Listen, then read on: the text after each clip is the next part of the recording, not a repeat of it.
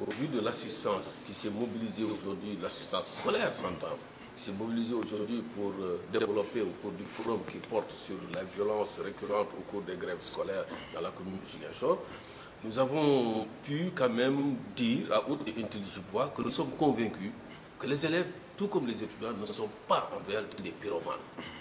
Mais seulement il leur manque un discours en faveur de l'école. Un discours qui leur permet de connaître ce qu'est l'école.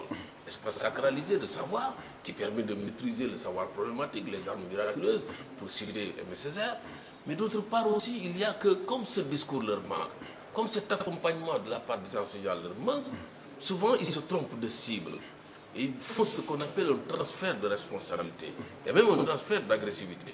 En ce sens que, voyez-vous, souvent, pour des motifs souvent à la limite insignifiants, en tout cas qui peuvent se comprendre, mais ils débordent. Alors, en faisant quoi?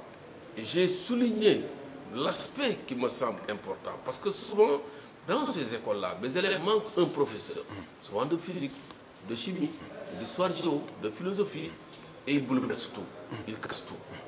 Alors que de 8 ou 9 ou 10 professeurs, ils ont 8 ou 9 professeurs qui, effectivement, déroulent leurs enseignements. Mais au nom de quoi?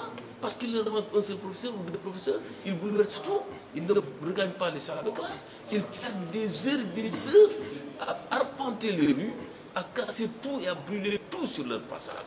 Je crois pouvoir dire à mes chers amis, élèves, étudiants, qu'il faut savoir raison garder et rejoindre les salles de classe en attendant que l'autorité de tutelle puisse trouver le professeur qui manque.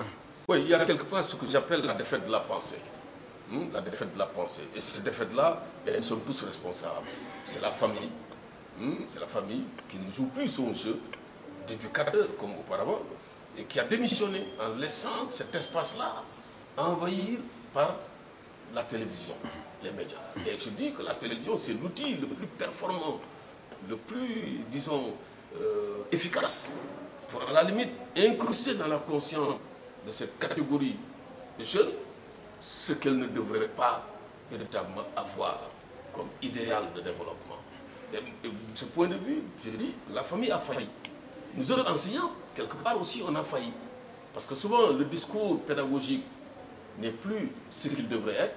C'est un discours souvent qui charme l'auditoire et qui ne va pas à l'essentiel.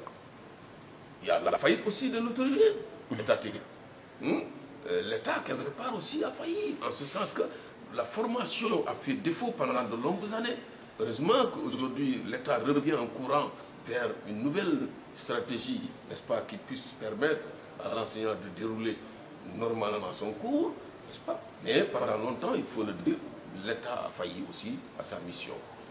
Les syndicats aussi, il faut le dire, ont failli parce que il faut des syndicats, disons, formateurs qui encadrent et leurs militants, mais aussi les apprenants. Et c'est à ce niveau que je dis qu'il y a quelque part une défaite de la pensée et nous sommes tous responsables de cette situation de violence qui sévit lors des grèves, non seulement dans la commune de Ziguinchor, mais au niveau de notre Casamance et au-delà de la Casamance de notre Sénégal.